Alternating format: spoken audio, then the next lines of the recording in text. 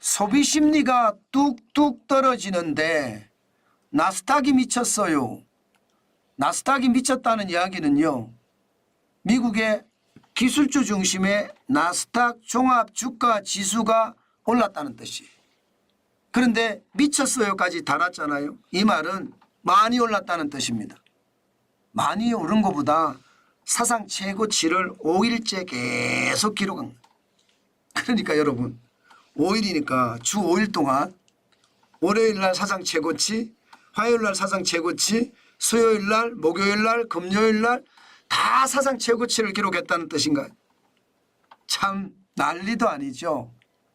저는 이렇게까지 사상 최고치를 기록하는 게 과연 맞나, 저는 이런 생각을 참 많이 합니다. 산이 높으면 골도 깊다고 했어요. 그래서 조심해야 된다, 그 말씀도 곁들이겠습니다. 그런데 여러분, 이거 한번 보세요. 소비자 심리 지수입니다. 지금 보시는 것처럼 6월의 소비자 심리 지수가 65.6까지 떨어졌습니다. 경제는 심리라고 합니다. 심리가 떨어져요. 이게 일반적으로 소비자 심리 지수도 100이 기준점이거든. 100이 기준점인데 100 아래에서 지금 머물고 있다, 그것도 헤매고 있다, 이 말이 틀린 말이 아닙니다. 2022년 6월에 50까지 떨어지지는 않았습니다. 2023년 5월에도 59.2였거든요. 2023년 11월에 61.3이었습니다. 그런데 2024년 6월이 65.6, 굉장히 많이 떨어진 수치입니다. 지난 3월에 79.4로 최고치를 기록을 했는데 지금 3개월 연속 소비자 심리 지수가 뚝뚝뚝 떨어진다는 이야기인가요? 물론 요즘 말입니다, 소비자 심리 지수가 잘 안 맞기는 해요. 이게 미국 미시간대에서 발표하는 지표인데, 이게 소비자 심리 지수가 2020년부터 100 아래로 떨어져서 처참했는데 지금 미국 경제는 나홀로 호황이라고 이야기할 정도로 난리잖아요. 심리 지수는 최악, 실제 경제는 날아간다, 이게 맞는 이야기잖아요. 그렇기 때문에 이것을 어디까지 신뢰해야 될지 참 난감하기는 합니다.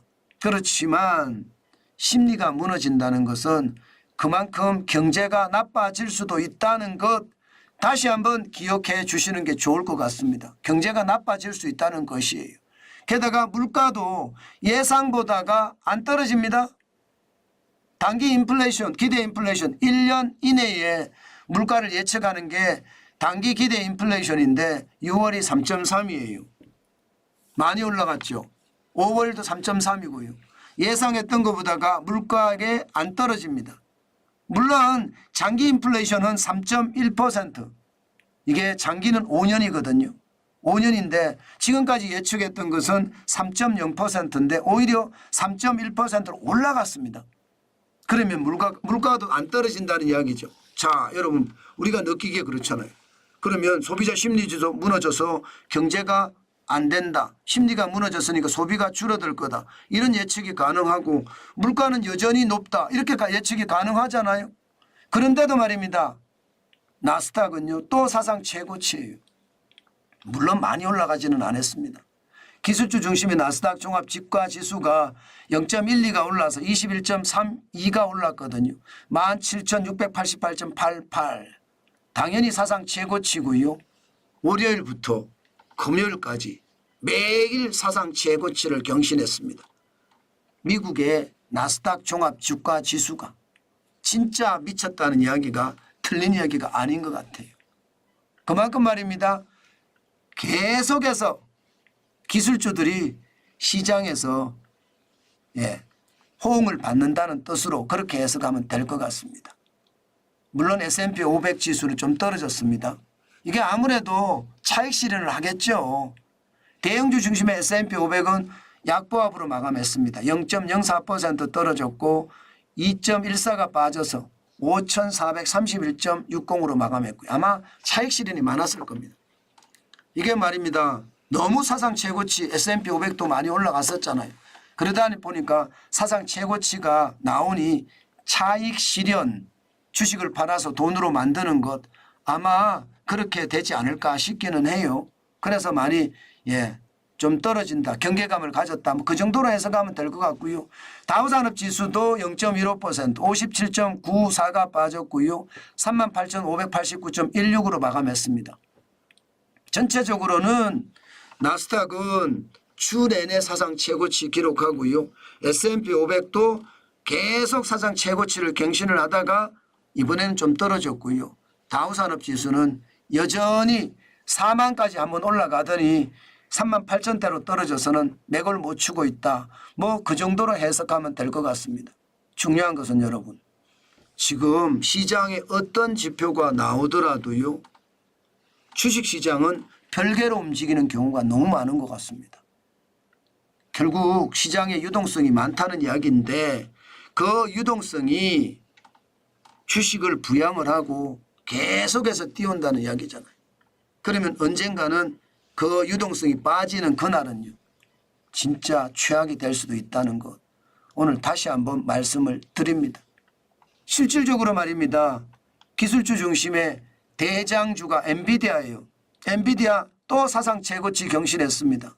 131.88달러까지 올라갔으니까 연초 대비해서 173.8%나 올랐습니다. 연초가 말입니다. 1월 2일에 48.17로 마감을 했었거든요. 17달러로. 그러니까 기술주가 지금 굉장히 많이 올라간다는 뜻이에요. 엔비디아가 올라가니까. 여기에서 우리가 생각해야 될 게 과연 인공지능하고요, 닷컴이라고 하는 아날로그 시대가 디지털 시대로 바뀌었던 IT 버블 때하고 인공지능하고 IT하고 어떨까요? 여러분들은 어떻게 보세요? IT는 분명히 버블이 와서 시장을 붕괴시켰습니다. 그래서 2001년에 시장이 왕창 망가지기도 했거든요. 인공지능은요? 인공지능 버블이 올까요? 안 온다고요? 글쎄요. 저는 온다예요. 저는 온다예요. 지금은 바로는 아닐지 모르지만 유동성을 계속 푸니까 아닐지 모르지만 결국 인공지능도 저는 한계가 있다고 봅니다. 이게 여러분 아날로그 세상이 디지털 세상으로 바뀐 게 클까요? 아니면 지금의 IT 환경에서 AI 인공지능 환경으로 바뀌는 게 규모가 클까요? 저는 아날로그 시장에서 디지털로 바뀌는 게 훨씬 규모가 크다고 저는 생각을 해요. 그게 사실은 정보혁명이거든요. 완전히 그때가 난리도 아니었거든. 그런데도 분명히 말입니다. IT 버블이 붕괴가 되면서 난리가 났었다. 저는 시장 그렇게 봅니다. 그래서 저는 보수적인 투자를 하고 돈을 모아 놓으라는 이야기를 저는 많이 하는 겁니다. 게다가 여러분 보세요. 애플의 주가. 저는 애플을 참 좋아합니다. 언젠가는 제가 애플을 살 거라고 저는 이미 마음을 먹고 있고요. 공부도 하고 있습니다. 애플이 6월 14일에 212.49달러까지 올라갔는데 최고치에서 좀 빠졌습니다. 그러나 애플은 앞으로 제가 가장 주시해야 되는 종목 중에 하나다. 이렇게 저는 생각을 하면서 앞으로 계속 주시를 할 예정입니다. 근데 애플이 계속 올라가는 거 보니까 여전히 기술주가 많이 올라간다는 이야기도 통하는 이야기죠. 테슬라도 마찬가지입니다. 테슬라는 제가 미국 주식 중에서는 두 번째입니다. 애플과 테슬라는 동시에 볼 겁니다.